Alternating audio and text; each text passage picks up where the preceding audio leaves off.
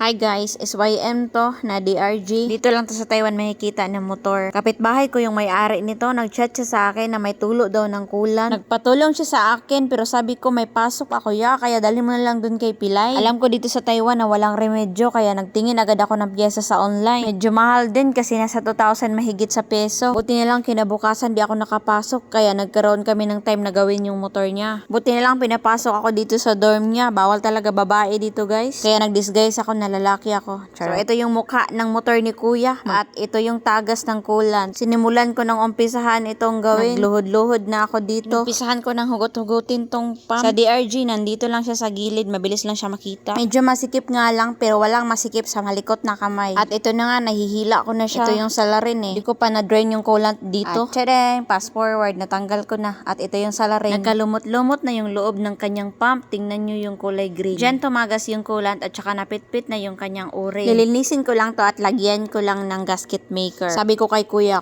para makakatipid ka dito. Kasi may gasket maker na ako, tapalan lang natin to. Magkano dapat? 2.5? 2.5, 2.5 kasi yung singil sa kanya dun sa may shop. Sana uubra tong mga naiisip namin para tuluyang makatipid si Kuya. Pumasok ako dito sa kanilang factory kasi may hangin-hangin dito.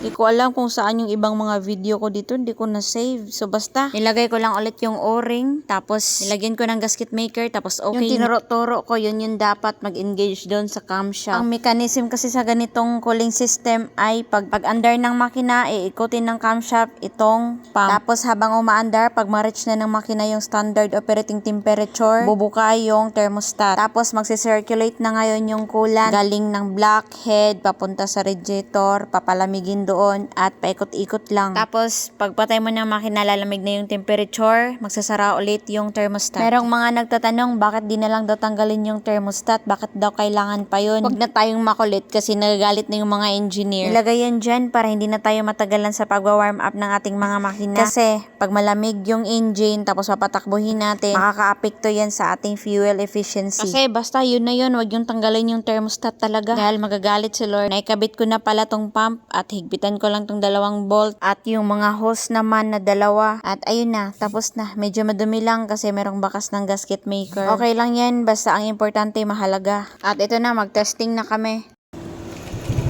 Oh, suwabe! Ganda ng tunog ng motor mo yan, no? Ganda tunog niya, tahimik. Medyo nanibago ako sa pag-start ng DRG kasi napakasuwabe lang talaga. Wala ka maririnig na redondo. Diretso, andar. Wala pa siguro yan? Oh, yan na, pagbukas ng kulan. Ay, ng thermostat. Nagtulakan pa kami ni Kuya kung sinong mag-check. Kasi pag tumagas yan ulit, baklas kami ulit. Ito na, sinilip-silip ko na kung meron pa bang tagas talaga. Magbi-bleeding pa pala ako nito mamaya pagbukas ng thermostat. Ayan na, tama na. Wala na po. Yeah.